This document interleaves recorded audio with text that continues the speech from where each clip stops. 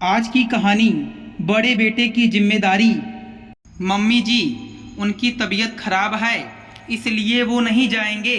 घर के बड़े हैं तो क्या, उन्हें आराम की ज़रूरत होती है। आखिर है तो इंसान ही। आप लोगों को जाना है तो आप लोग जाइए। दामिनी ने सास करुणा जी से कहा। वह अब तो इसके मुंह में भी जबान आ गई जो मुझसे जुबान लड़ा रही है। कल की आई हुई, इतनी हिम्मत कैसे हुई मुझसे इस तरह से बात करने की। करुणा जी ने कहा, मेरे पति कुछ कहते नहीं है तो इसका मतलब ये नहीं कि उनके लिए कोई कुछ बोलेगा नहीं। मैं हूँ और मैं उनके लिए ज़रूर बोलूँगी, किसी को बुरा लगे तो लगे। दामिनी ने कहा, अच्छा, तेरा पति मेरा बेटा भी है और मैं अपने बेटे को बुला रही हूँ बाहर। चुपचाप उसे भेज दे। अपनी बेटी को भेजकर जवाब देने की ज़रूरत नहीं है, आखिर हमें जाना भी है। करुणा जी ने कहा, नहीं मम्मी जी, वो कहीं नहीं जाएंगे। घर में और लोग भी हैं, उनसे कह दीजिए बस। कहकर दामिनी दरवाज़ा पटकती हुई चली गई। सब हक्के बक्के से खड़े रह गए। आखिर एक कल की आई हुई बहू इतना कुछ सुना गई। पहली बार किसी ने प्रदीप के लिए बोला, वरना अपनी पहली पत्नी के जाने के बाद मशीन बनकर ही रह गया था, जैसे उसकी कोई इच्छा ही ना हो। और सब ने भी उसे ग्रांटेड ही लिया था, यहाँ तक कि उसकी माँ ने भी कभी उसे नहीं समझा। हाँ, दामिनी उसकी दूसरी पत्नी ही तो थी, जिससे उसकी 5 महीने पहले ही शादी हुई थी। प्रदीप के घर में करुणा जी, खुद बेटा प्रदीप और उसकी एकलौती 8 वर्षीय बेटी नीलाक्षी, छोटा भाई रोहित, उसकी पत्नी शालिनी और उनके 2 बच्चे थे। नीलाक्षी अब 4 साल की थी तभी उसकी माँ की एक रोड एक्सीडेंट में मृत्यु हो गई थी।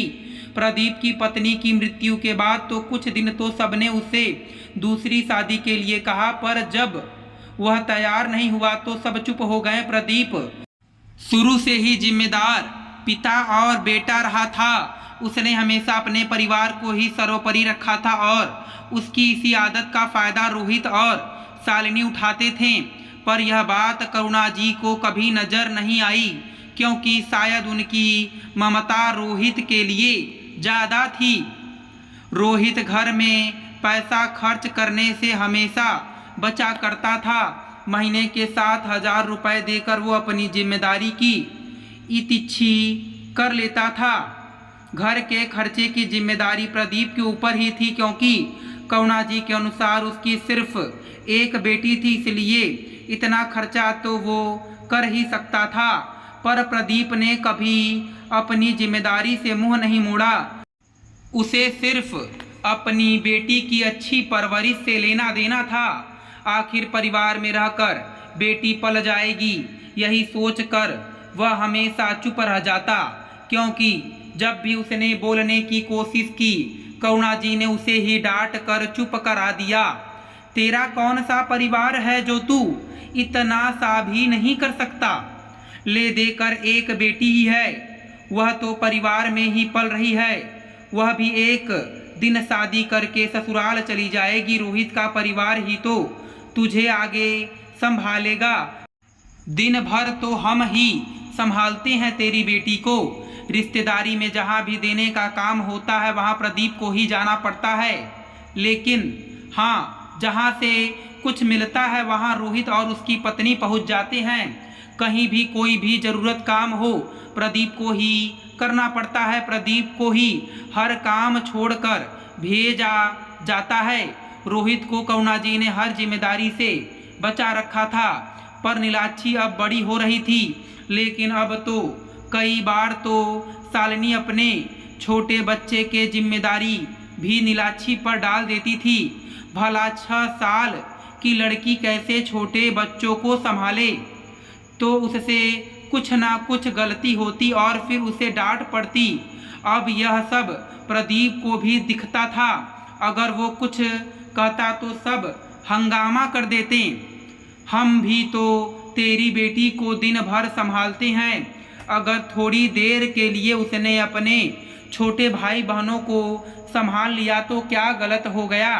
और गलती करेगी, बोलना तो पड़ेगा ही ना, नहीं तो सीखेगी कैसे? आखिर 5 महीने पहले नीलाक्षी अपने ननिहाल प्रदीप के साथ गई थी। वहीं खुद प्रदीप के ससुर जी ने दामिनी के बारे में उसे बताया था और नीलाक्षी का वास्ता देकर उसे शादी करने के लिए कहा था। दामिनी के पहले पति की कैंसर से मृत्यु हो गई थी, पर उसकी अभी कोई संतान भी नहीं थी। जब प्रदीप ने देखा कि 2-3 दिनों में ही नीलाक्षी दामिनी से काफ़ी घुल मिल गई तो नीलाक्षी के लिए प्रदीप ने शादी के लिए हाँ कह दी। हालांकि उस समय घर में किसी को भी ये बात पसंद नहीं आई, पर मना कैसे करें, तो दुनिया को दिखाने के लिए उन्होंने हाँ कर दी। हालांकि प्रदीप को उन्होंने बहुत कहा था कि दूसरी माँ नीलाक्षी का ध्यान नहीं रख पाएगी जैसा वो लोग रख पाते हैं, पर इस बार प्रदीप ने ध्यान नहीं दिया और दामिनी से शादी कर ली। यहाँ आने के बाद दामिनी को खुद ही घर की स्थिति धीरे धीरे समझ में आ गई, पर उसने अभी तक पलट कर कोई जवाब नहीं दिया था। पर आज प्रदीप को रात से तेज बुखार था। हालांकि दवाई लेने के कारण अभी बुखार कम हो गया था। करुणा जी को आज रिश्तेदारी में जाना था। उनके मायके में कोई ख़त्म हो गया था और इसके लिए वे प्रदीप को ही बुला रही थी। उनके और रोहित के अनुसार प्रदीप बड़ा है तो उसे ही जाना पड़ेगा, पर जब उन्होंने प्रदीप को आवाज़ लगाई तो नीलाक्षी वहां आई और उसने मना कर दिया कि पापा कहीं नहीं जाएंगे, उन्हें बुखार है।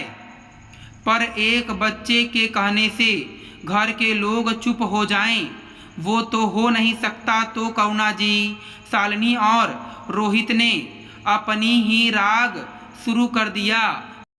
भाई साहब खुद नहीं बोल सकते क्या? जो बेटी को आगे कर दिया, अच्छे से इज्जत उतारी है हम तीनों की, शालिनी ने कहा। रोहित भी कहाँ पीछे रहने वाला था।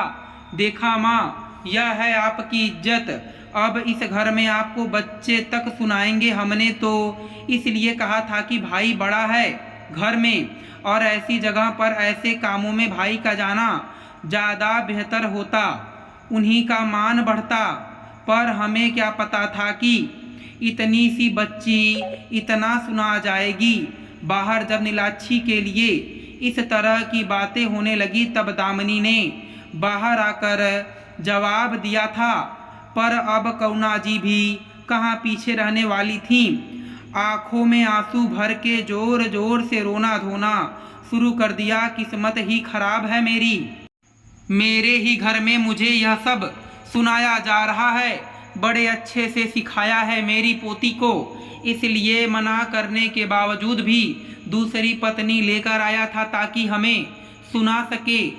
वो तो मेरा भाग्य अच्छा है कि ये मकान मेरे नाम है, नहीं तो मुझे ही धक्के देकर निकाल देते। काफ़ी देर से कमरे में चुपचाप सुन रहे प्रदीप से रहा नहीं गया। आखिर वो उठकर बाहर आया। क्या हुआ माँ, आप नीलाक्षी और दामिनी की बात का इतना बतंगड़ क्यों बना रही हो? अरे नीलाक्षी तो फिर भी बच्ची है, पर तेरी ये दूसरी पत्नी इतना सुना गई मुझे, अब वो तेरे लिए इतनी ज़रूरी हो गई है। मैं तो कुछ नहीं ना, आज मुझे मेरे ही काम के लिए मना कर रहा है। माँ, मैं आपका ही बेटा हूँ ना, क्या आपको मेरी तबीयत नहीं दिख रही? अगर आपको मुझसे, मेरे परिवार से परेशानी है तो मैं मेरी पत्नी और बच्ची को लेकर कहीं और मेरा बंदोबस्त कर लूँगा। आप लोग खुश रहिए। वैसे भी आपका ही घर है, मैं कौन होता हूँ आपको कुछ बोलने वाला? मैंने कब कहा कि तू यहाँ से चले जा?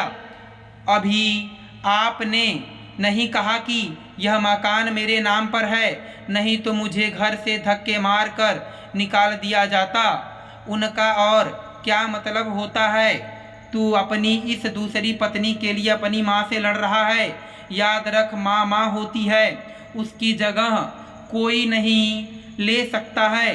हाँ माँ। मैं अपनी बेटी और पत्नी के लिए अपनी माँ से लड़ रहा हूँ, क्योंकि शायद मेरी माँ ने तो मुझे कभी अपना समझा ही नहीं, सिर्फ जिम्मेदारी उठाने का जरिया मान लिया। इंसान हूँ, प्यार के दो बोल मुझे भी चाहिए होते हैं। सबको अपने काम से मतलब होता है। अगर रोहित कोई काम कर देगा तो कुछ बिगड़ जाएगा क्या? किसी शास्त्र में लिखा है क्या कि रिश्तेदारी के सारे काम से बड़े बेटे ही करेंगे, छोटा बेटा कुछ नहीं करेगा?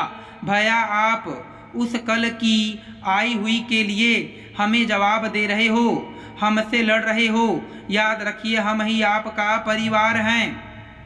रोहित ने कहा, वो कल की आई हुई तुम्हारी भाभी हैं, ओहदा उसका बड़ा है तो उसे सम्मान दो, और अब वो भी मेरा परिवार है, उसके लिए तुम ऐसे कैसे बोल रहे हो? मैं तुम्हारे परिवार के लिए कुछ नहीं कहता तो तुम मेरे परिवार के लिए कुछ नहीं कहोगे? प्रदीप ने रोहित को डांटते हुए कहा। आज प्रदीप के मुंह से इतना कुछ सुनकर करुणा जी और रोहित चुप हो गए। उस दिन रिश्तेदारों में रोहित और करुणा जी ही गए, पर कुछ दिनों में ही प्रदीप अपना परिवार लेकर अलग हो गया, क्योंकि दामिनी उन लोगों को फूटी आंख सुहाती नहीं थी और वो नहीं चाहता था कि नीलाक्षी और दामिनी में दूरी बने।